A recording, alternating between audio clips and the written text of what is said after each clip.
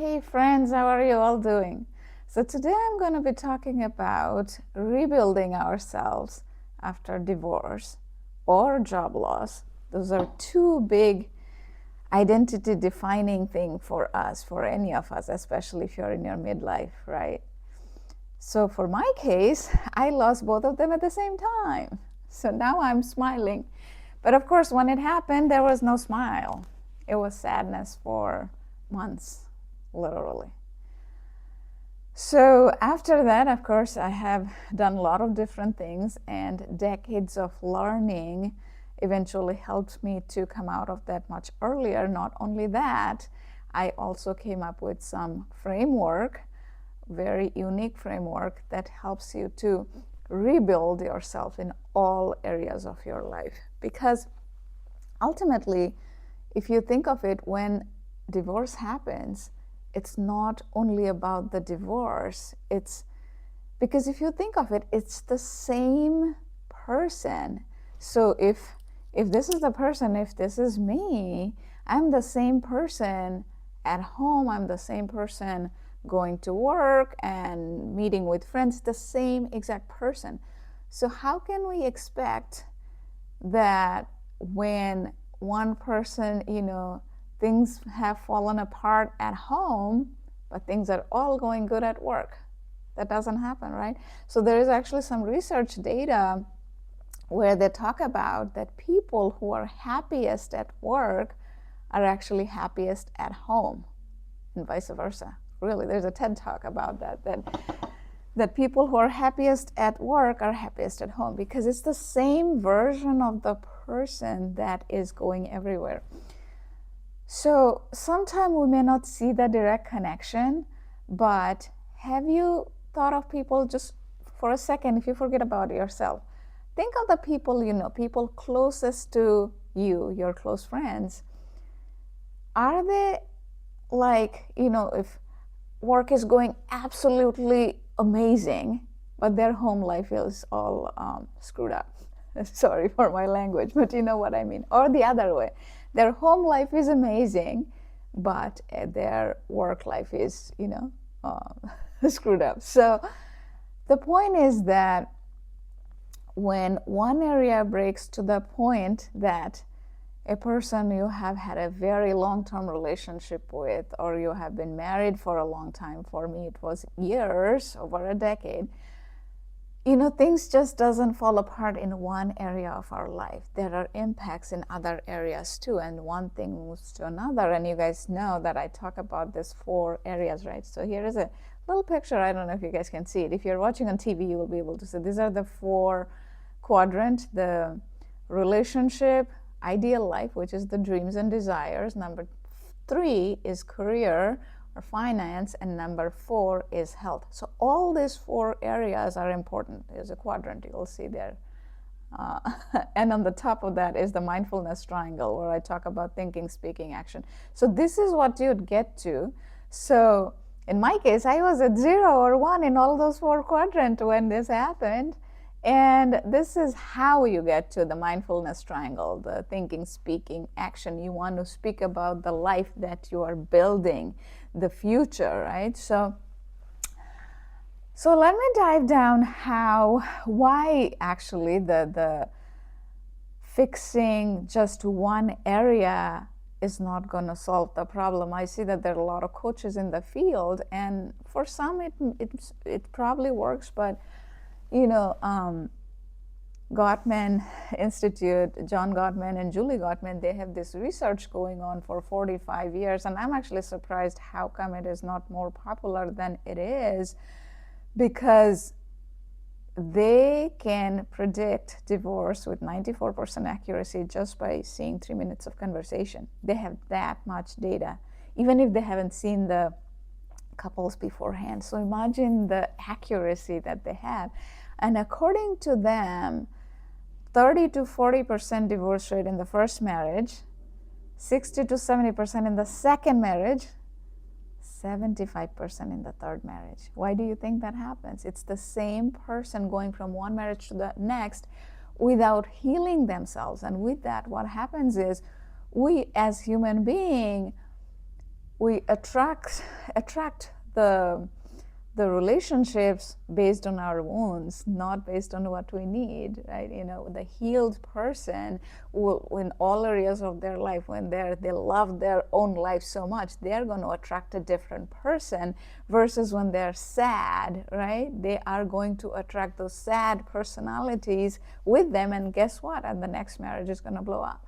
So not in all cases, but generally speaking, that's what happens, because we as human beings, psychologically, we prefer or choose the familiar pain over something unknown, even if the unknown is exciting, even if the unknown brings something amazing, but we are just afraid of the unknown.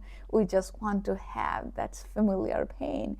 And it is not for longest life, even if like day to day, like day to day, our mind keeps going there. You are thinking something from yesterday, from the day before, because it is the familiar pain that is easier to think about than thinking about the future. Something good could happen, something amazing could happen, because we think that that is unknown.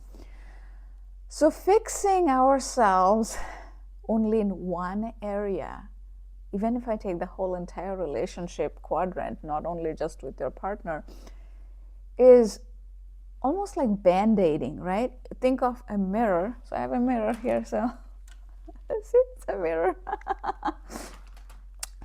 So the mirror, when it breaks, when the mirror is fully shattered, right? That's what we feel like, especially if you lose your job and marriage at the same time. You may feel like you're at a rock bottom. I was at my rock bottom. And when you try to put the pieces together, it's still shattered. It's still shattered. It's like band-aiding. It's like fixing only 25% out of that, out of the 4 quadrant. It's almost like, okay, I'm going to work on my 25% and expect that 100% will be transformed and I'll be better in the next relationship. Because then what happens is, when we are creating more pressure on ourselves and also the person that we are attracting in the next relationship, which is unfair, and that's when things could blow up again. So what you can do, instead of that, forget about band-aiding, right? You have to rebuild all these 4 areas, because it's the same person. Even if your career was, for a second, let's say, was going good, your other areas, your health was going good, but for just the relationship was broken. But that has an impact, because we are the same person. That has an impact at your work. You cannot be functioning all 100%, all good at work when you had this big major thing happened in your life, when you had a divorce of decades of marriage. So you have to work all areas of your life. And not only just work, just think of it like a reinventing your life, because in midlife we have so much wisdom, because all of us, even without knowing you, I know you have been through challenges in your life. Not 1, not 2, multiple challenges where you thought things were impossible. And I know you have overcome those, and you have those patterns. Think of things like few things. There's the patterns, what rules you used, what formula. Those are your formula even now to get back into it, right? So the best part is, since now you're in your midlife, one thing is you have more wisdom. Second is, generally speaking, your financial situation is a lot better than when you're in 20s. If you had a setback in 20s, there's a lot more adversity that you had in 20s versus now when you're in your 40s. Even if your financial situation is, say, a little challenged, you still probably know, okay, if you want to start a business, you can get a loan, you can get investments, whatever that is. You have more wisdom to cover that scenario, right? So at midlife in 40s, if you had divorce, take it as an opportunity. This is your best chance to create the life that you always wanted, right? So for me, I wanted to travel the world. And I'm going to travel the world. Last year, you guys know, if you have been following me, I have been to 3 different places, pretty close by, 2-3 hours from here. I live in Virginia, Northern Virginia, and from here, I went to 2-3 hours distance, and me and my daughter, we had fun, so much fun. And sometimes it is not just about, going somewhere far away. Like, even though I want to travel to Europe, and I'm going to, but even going to the close by places can bring out that fun. And that's the second quadrant.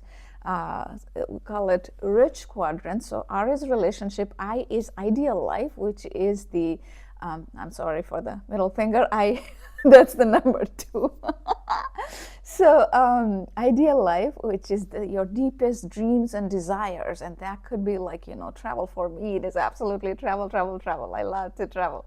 So for you probably have some things like that. I don't know, you wanted to buy a boat, whatever that is, you couldn't do because if your partner didn't want you to. Maybe you can buy a secondhand boat, maybe you can rent a boat or something. Go do it. It'll make you so happy, I tell you, because then that happiness is going to spill over to the other quadrants, your relationship, your health.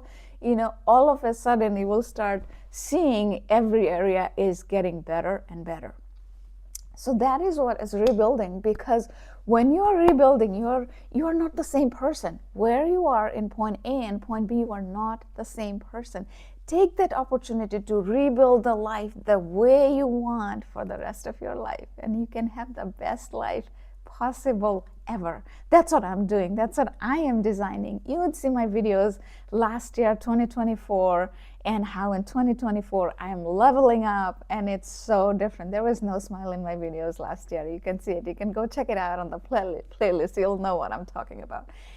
And that is the thing, my friends. You have to be consistent. Pick one area: relationship, your dreams, your career, and your health. Pick one area, master it, and when you're consistent, every single day you are doing something in one of those areas, eventually, all of a sudden, you will see after a month, after a couple months, one area is going to shift to other areas because you're like, oh, if I do this, this happens. And then automatically, you will be inspired to do that. And there's a difference between motivation and inspiration. Motivation is when something happens from outside. Inspiration comes from our internal self, and that's what I call it, inner coach. By doing that, you find out your inner coach, your cheerleader. When somebody is sad, your friend is sad, what do? You tell them something good. You tell them to believe in themselves. You tell them that you can do it. And your inner coach is that. So as you keep training yourself, your inner coach will become activated. And then your rest of your life, instead of focusing on your inner critic, you'll be focusing on your inner coach. And they can help you to live the best life that you ever wanted to live. So don't use the Band-Aid. Don't try to fix the old shattered mirror. Build a new mirror. That is what will get you to an unstoppable zone, because that's what you want to be. Because life is so short. There is no point any time. Time is the most valuable asset that you have. If you lose money, you can earn money. If you lose a job, you can get a job. But the time is only one thing. Once it's lost, it's gone forever. It's gone forever. So use your time very wisely, and that's what I talk about in the triangle. I'm not gonna use too much of that here. Another day I'm going to talk about the triangle even more. Triangle is basically how you get to that in a faster way, like how from point A to point B, how you can get it in a faster way. If you have any question, comment below and I'll share more. I have some videos around that. I'll cover that. I'll share those links. Also in the future I'm going to cover it more in detail. But today I wanted to talk more about the rich quadrant, because when you work only on the divorce, that's not going to get you to that version, because then you're going to be working on the shattered mirror. Remember I talk about the mirror? Then you'll be working on the shattered mirror. Instead, you want to build a new mirror, a better mirror, fancy mirror, right? Whatever resonates with you. And that is how you can get to a better zone, my friend. And that's how you can attract the person, because you have to become this person to attract that person, where you don't become a statistics, where the second marriage or the third marriage, the divorces, the rates are so high. And not about that. It's about living the best life. You want to live a good life, right? So, only way we can do that is by working on ourselves. We can change only ourselves. We cannot change another person.